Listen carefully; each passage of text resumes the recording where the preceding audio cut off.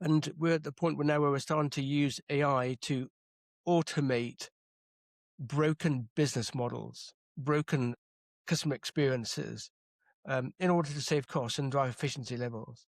So the experience is getting worse. You call into your bank, you end up talking to a chatbot. It's really, really hard to talk to a person.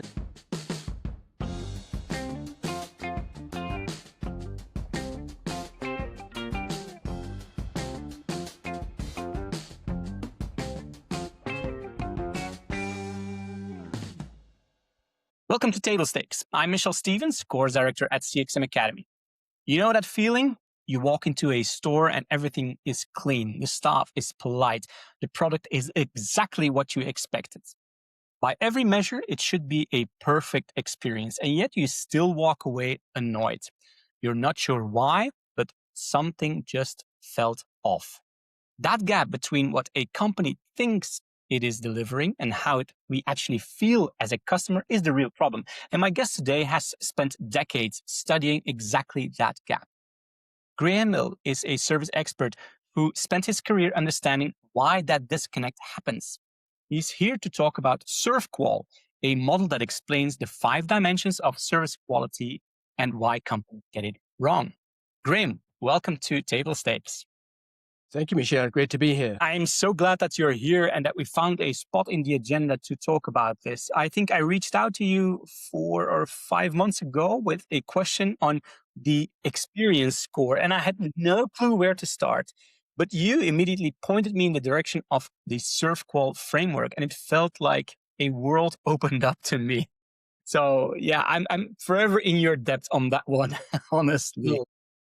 Now, before we dive into that rabbit hole, because SERVQUAL can be a rabbit hole, I want to take a step back. And why is there so often a disconnect between what a company thinks it is delivering and how we actually feel as a customer? That's it's a very good question. And I think it's a question that's even more relevant today. And when I think of recent transactions that I've had with banks and credit cards and telcos, the quality of services has got worse. It hasn't got any better. In fact, if you look at various CX scores, the ACSI in the USA, Forrester's recent work on customer experience scores, UK Customer Service Institute's biannual reports, they all show a pretty poor and often declining level of service. So service is getting worse, not getting better. If I think back to why that is, then I think there's really one thing that comes to mind. Well, 2 things really. First of all, the experience that are created by companies, what I think of as branded experiences, isn't always the experience that customers themselves want. So companies create pathways they want you to follow, do this, then do that, then do something else. But we're all on journeys, and the journeys we have are emerge out of the moment where we are at the moment, what we want to do, what we want, and what we need to do next to make progress towards our goals of getting our jobs done. Companies have different jobs, and often they don't understand what we're trying to get done. So the journeys they create, the experiences they create that enable the journeys to take place are misaligned with what customers themselves want to do. I did some work for a UK retail bank looking at the mortgage journey some decade ago or more ago. And there were about 100 key interactions in the manage my mortgage, if you like, journey, as it were. Only 1/3 of those are with a bank. 2/3 with with a dozen other providers. So my journey as a mortgage taker, someone to finance my home, was rather different to the pathway set out by the bank. And worse than that, the actual communications provided during that pathway that theoretically should be able to help me make progress during my journey when I'm interacting with the bank, were not designed around my needs at all. They were designed around what the bank wanted to say, and it wasn't really very helpful at all.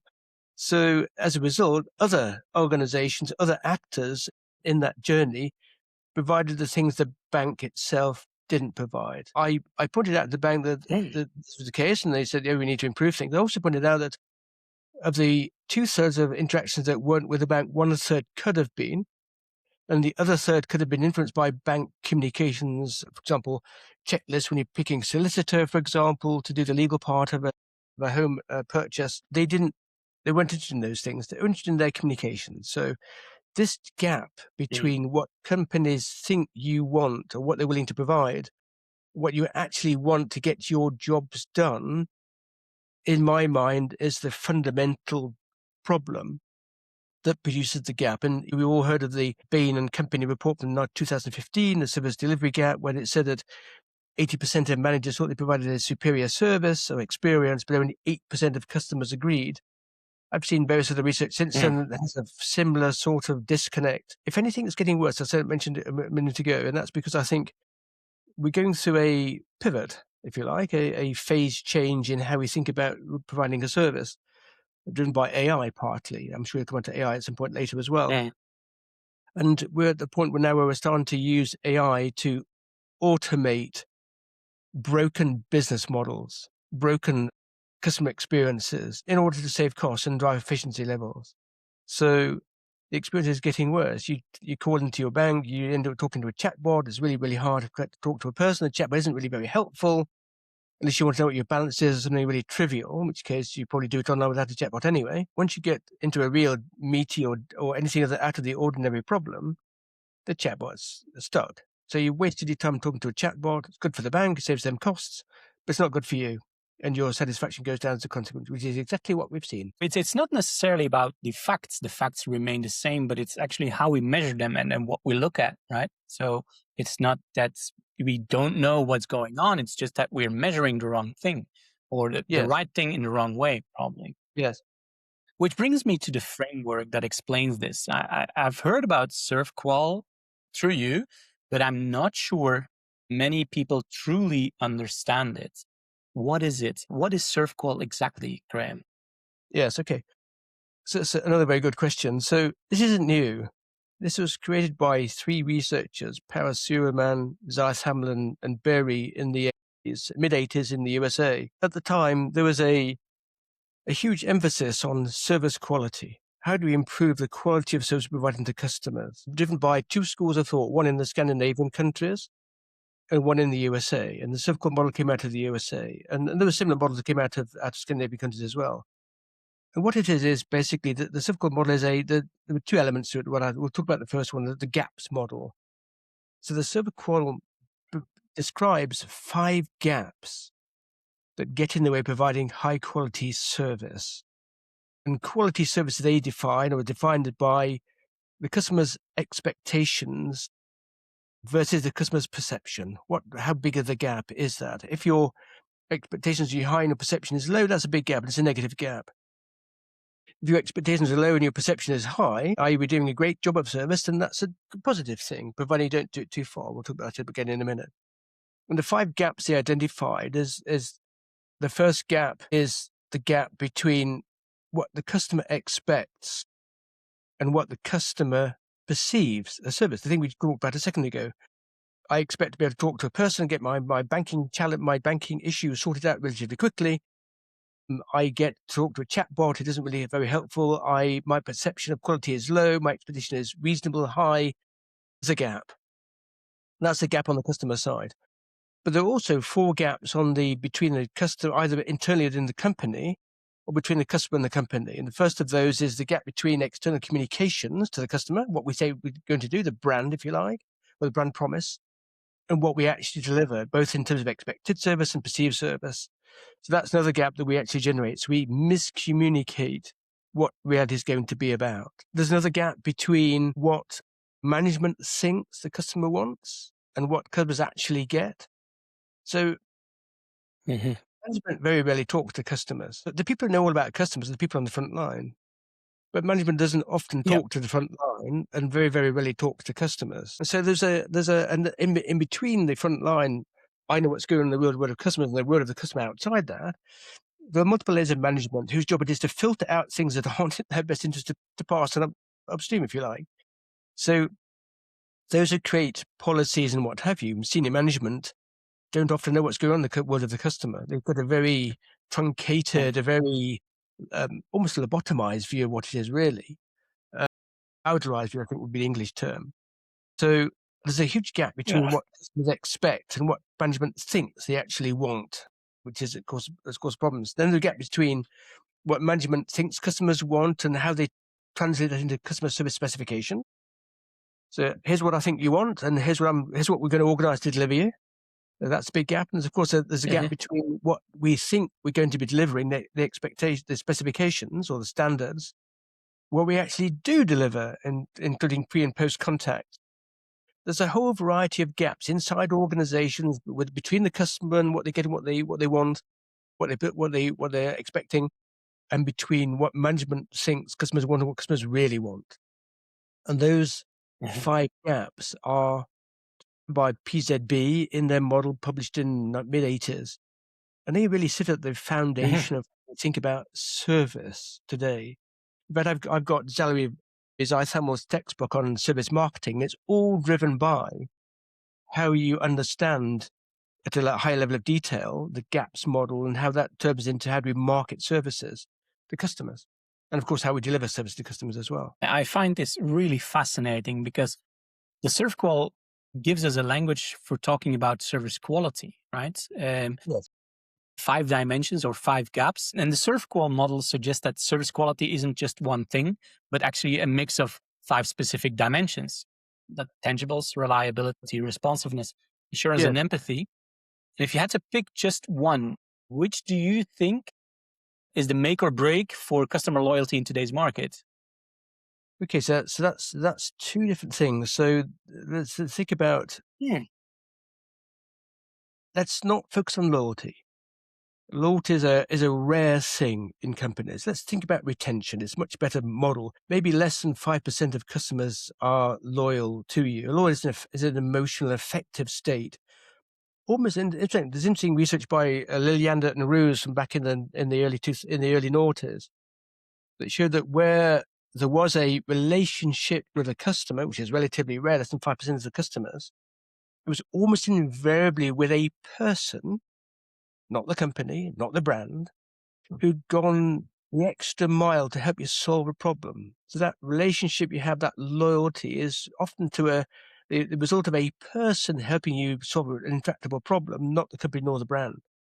Let's think about retention. So if I'm going to look at those 5 factors, there has been lots and lots of research over the years into the rater model you described. So reliability, assurance, tangible elements of the experience, empathy, so understanding, and compassion, I think, as well, and responsiveness. All the research, airlines, banks, utilities, you name it, identify reliability as the number 1 factor. So delivering what you say you're going to deliver time and time again, reliably, the same way each time, is by far and away the most important factor of those 5. If I was forced to take a choice. About reliability. Yeah, well, on loyalty. I think on loyalty we can go on for hours and hours because I had a conversation with Dale Harrison not that long ago on loyalty, and he went on and on about what is actually loyalty. So it's a very difficult topic altogether. But find it really, really interesting because it breaks down. It seems when I first looked at the SERVQUAL model, it was like, oh, this is complex, this is difficult. But actually, what it does is it breaks down complexity and actually makes it much more easy to wrap your head around. What the customers want. Do we understand those things? What are we going to create to help to deliver what they want? How do we make sure it gets delivered? How do we communicate what we're going to deliver? Those 5 questions are the fundamentals to the design of effective services. Yeah. When I looked at the model, then what I also realized was that it could mean that a company could provide a good or a perfect service, but still fail because they overpromised in their marketing. Gap 4 between what we deliver and what we promise is part of that. So if we deliver a good service, and don't forget, only the customer can define what good is. We don't define that. The customer is the only arbiter of quality and value. So they define what good is, driven by the gap between what they expect and what they got. So if we provide a good service and we promise something completely different, something much better, we provide a forward level of service and we promise a Rolls-Royce level of service, that's a big gap, and that's going to lead to inflated expectations and disappointing perceptions of service, and that's gap 5. And that's the biggest gap that we often find. This is the Bain and Company research on the service delivery gap. You promise all this stuff, I didn't get it, I've got this big gap and not very happy. Yeah. Yeah, and that's where very often it breaks down because, yeah, the promise that it matters, of course, it promises as much as the delivery itself, which means there is a whole set of internal breakdowns that happen before the customer even shows up, right? And I Yes, think that absolutely. the model also identifies 5 gaps where service quality usually fails. Which of these internal breakdowns is the most common silent killer in business today?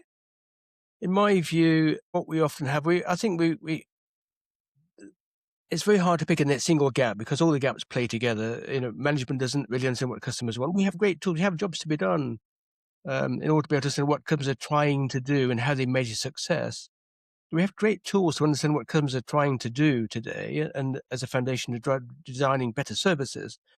But often those things get lost because not that we don't understand what customers want. I think often we do reasonably well, but because we don't want to provide it, because we perceive it as being too expensive or to being relatively risky or to being not the highest priority. I've had a number of conversations for the last few days with various people, you yourself have seen, where people are saying so CX is strategic.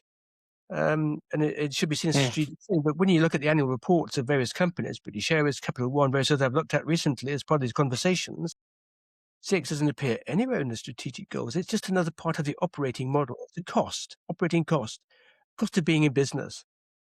So that mental model Mm. that CX is a cost is not strategic in terms of what we're focusing on this year as a company to drive our competitiveness. That means that we often underinvest in fixing, or let me go back. We underinvest in the experience and the service that we get rather than investing appropriately. But that brings me to another point, which is often we invest in exciting new things. There's a great Mark Mm. Tunis cartoon with a table of dogs and saying, we're going to focus on our marketing this year. They want to put out and say, look, squirrel. We get distracted by things that are exciting and new, like technology or AI. Often we forget that if you look back to the work of Richard Thaler, the Nobel Prize winner for his work on behavioral economics, showed quite clearly in his research that fixing things or negative things are much more heavily weighted than positive things. And I think the figure that I came out of reading his book was between 3 and 8 times more important. A positive experience or a negative experience between 3 and 8 times more important in terms of weighted by customers than a positive one. Yet we always focus on positive things and new, exciting stuff like technology. We don't fix the basic. There was a brilliant book written in 2004 by Patrick Barrs and Sean Meehan entitled "Simply Better." And the thesis of this book, which I am a Yeah. huge supporter of, is fix the business basics, fix the gaps, fix all the stuff that doesn't work. Your customer will thank you much more than trying to add all these frilly baubles and hyper-personalization, whatever, because we can. Because some vendors told us exciting challenges that will not solve our fundamental problems. So yeah, fix the basics, get everything working, narrow the gap that we have, and Yeah. things will be much better. Because at the end of the day, customers don't come for an experience; they come for service, and they get an Yep. experience. It's Yeah, created I agree. between us and them at the same time. So focus on the service, get it fixed, fix it, sort it out. That's it. That's a hidden problem. Which brings me also to a question that's probably on everybody's mind. We live in an era of AI and automation. You said it yourselves, and then tangibles and liability are easier to scale. But how do we measure empathy or assurance through a screen or a chatbot? Is the SERVQUAL model as relevant now as it was in the 1980s when it was conceived? Yeah, it is another great question. And I think there's a very simple answer, which is that if anything was the case, it is more relevant today than it was in the past. So in the past, customer service is or service generally, because not only customer service, it's when we exchange knowledge and skills and competence for the benefit of others. So when you use the product, that's providing a service as well. So service in the past was a relatively easy thing. There's a lot less technology involved, more people involved. Life is a little bit simpler. Today we have more technology, and we now have AI and chatbots and a whole load of new things coming along, agentic AI and what have you, all of which are to make or break the service. So if I think Mm. about the fundamentals of understanding what customers want, of creating service standards that meet their needs profitably, because we're not a charity, in making sure that the standards we've set are actually delivered by our frontline staff and by our technology as well, so that the gap between expectations through our communications and perceptions is as small as possible, then that's even more important today, particularly as as what we've seen is, if you think, I always think of AI in three acts or LLMs in three acts.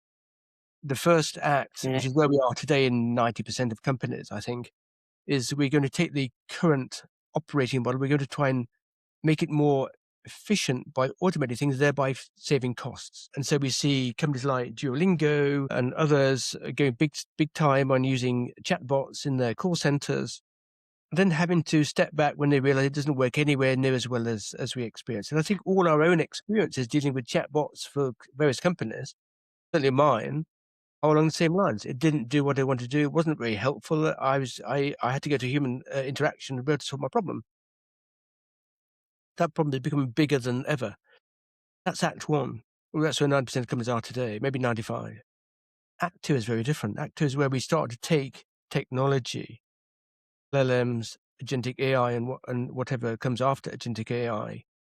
We take humans and we find a way to blend them together in an augmented way, so that we reinvent the operating model. We're not just trying to fix it, automate what we've got. We're actually reinventing it around the capability of AI and humans as in a blended Centaur type model. That's where that's where the things are moving in the future. And again, the SERVQUAL model, in terms of what the customers want and what are we going to do to provide what they want profitably, is every bit as valuable as it was in the past.